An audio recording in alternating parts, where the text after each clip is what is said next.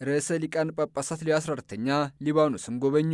ርዕሰ ሊቃነ ጳጳሳት ሌዮ 14ኛ የመጀመሪያ ሐዋርያዊ ጉብኝታቸውን ከቱርክ የኒቅያ ጉባኤ 1700ኛ ዓመት መታሰቢያ ካከበሩ በኋላ በጦርነት ውስጥ የምትገኘውን ሊባኖስ ጎበኙ። ቅዱስነታቸው በመጀመሪያ ሐዋርያዊ ጉብኝታቸው ቱርክ ኢስታንቡል ከጎበኙ በኋላ ወደ ኢዝኒክ በመጓዝና ከበርካታ ቤተ እምነት ተወካዮች ጋር በመገኘት ከ1700 ዓመት በፊት በኒቅያ ጉባኤ የተወሰኑን የጸሎት ሃይማኖት በጋራ ጸልየዋል።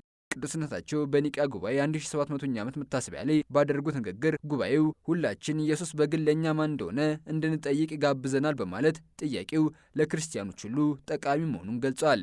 ርዕሰ ሊቃነ ጳጳሳት ሌዮ 14ኛ የኒቅያ ጉባኤ ክርስቶስ በእግዚአብሔርና በሰው መካከል አማላጅ ብቻ ነው የሚለውና መለኮታዊነቱን የረሳውን የተሳሳተ አስተምሮ ለመቅረፍ የተዘጋጀ መሆኑን አመላክተዋል። ቅዱስነታቸው በኒቅያ ጉባኤና አሁንም አሳሳቢ የሆነው ጉዳይ ኢየሱስ እኛን የመለኮታዊ ተካፋዮች ለማድረግ እንደኛ መሆኑን ማመናችን ነው ብለዋል። ጉባኤው አሁን ሁሉም ክርስቲያኖች የሚጸልዩትን የሃይማኖት ጸሎት እንዳረቀቀ በማስታወስ ክፍፍልን በመቃወምና አንዳችን ከሌላኛችን እርቅ በማውረድ ክርስቲያኖች የክርስቶስና የተስፋ አዋጅ ማወጁን ምስክሮች መሆን እንደሚችሉ አመላክተዋል።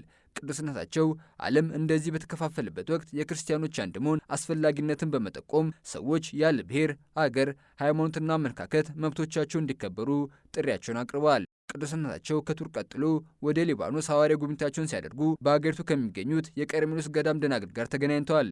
ከሀገሪቱ ባለስልጣናት፣ የሲቪል ማህበራትና የዲፕሎማቲክ ሰዎች በሊባኖስ ቤይሩት የፕሬዝዳንቱ ቤተ መንግስት በመገናኘት የተባረኩት የሰላም ፈጣሪዎች ናቸው የሚል ንግግር አድርገዋል። ቅዱስነታቸው ባለስልጣናቱ ከህዝቦቻቸው ጋር እንዲገናኙ በመምከር በተለይም ወጣቱ ትውልድ የተስፋን ቋንቋ እንዲናገር ጥሪያቸውን አቅርበዋል። ቅዱስነታቸው ዘላቂ ሰላም ያለፉ ህመሞችን መጋፈጥና በትዕግስትና በቀኝነት እርቅ ማውረድ እንደሚያስፈልግ ጠቁመዋል።